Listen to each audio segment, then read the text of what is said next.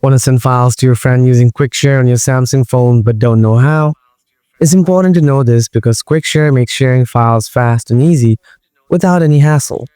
No worries, in this video, I'll show you exactly how to use QuickShare on your Samsung phone. Let's get started. After that, follow this process. First, swipe down from your home screen to bring the quick setting. Find the QuickShare button.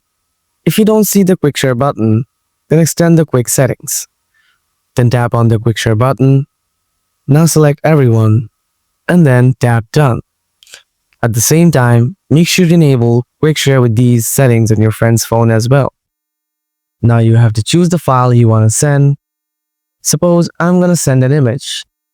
To do that, open the Gallery app. Tap on the photo which you want to send. Then tap the share icon at the bottom right side. Then tap on the QuickShare icon. It will take time to scan. After that, tap on friend's device name. Make sure the screen is on in your friend's phone. Your friend will get a pop-up message. Now he has to tap accept. After that, your file will send. And that's how you can send files to your friend using QuickShare on your Samsung phone.